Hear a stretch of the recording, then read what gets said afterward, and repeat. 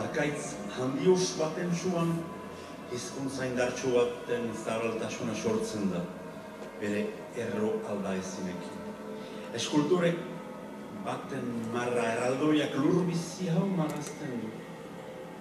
Itxasoaren errokeri eskaitzetan bidarten, ara eta huna. Ezinbesteko begira da zore bidatuaren baregarri. Getarian aldiz itxasoko artistak bere obra itxastarra. Gure aho sabaiak irekitzen. Hemen mahatxondua oaineri lotzen da, ikara harin batek txapoli baso efemero hori bizia ematen du. Guda zorion suaren zan, keinuaren lurra eta aditzen itxaso batean. Lur itxasoaren, lur itxasoan lurgunua. Lur haupegi itxaso.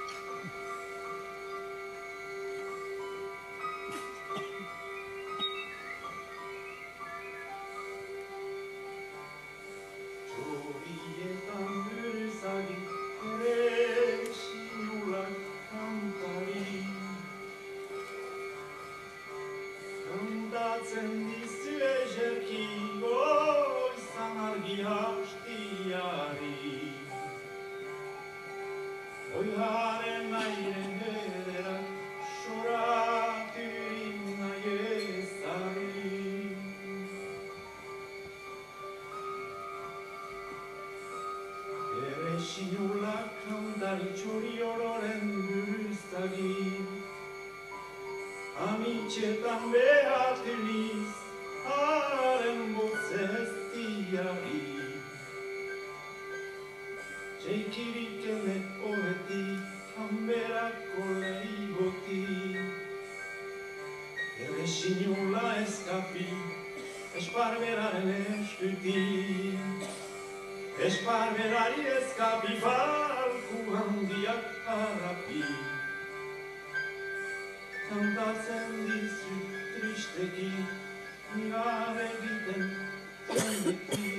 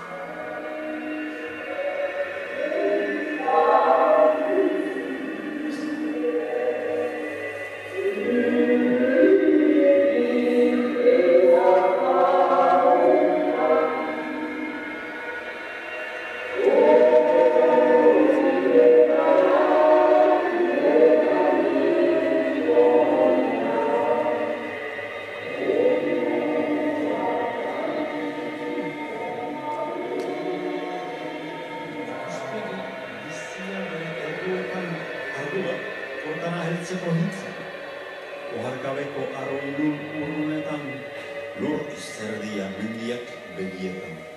Mendiak botzian, mendiak keliman. Jatorriak jenkueri arbasuen sendaluzia bahitzen. Egun baten kontzientzia puntxan. Gurea besten artean, askazgoa, trinkoa, behin-behineko eternitatea. Guretzat beti ez ezagunak garela. Lurraren odola, oarkabeko hortzi mugetan, itxasua keinuetan, itxasua begietan. Hortzi baten borobil zabala, saiaren erritu zabal bezain azkarra. Itxasuaren botzian zizelkatu hitzaren geometria. Mendia, mendiaren keinua. Astapen aroan jalgi herria. Iturri hauek. Ez dute mugarik. Haien txilipa. Agora zikin gabeko. Txatoriak, loturik.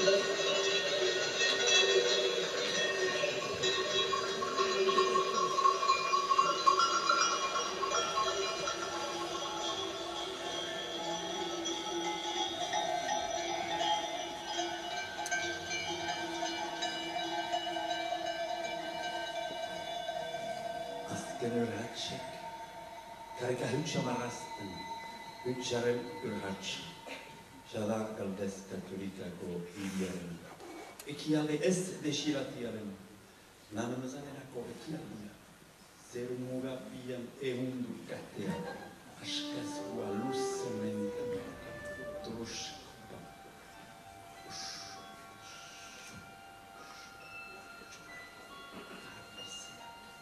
Horia eta hori artea.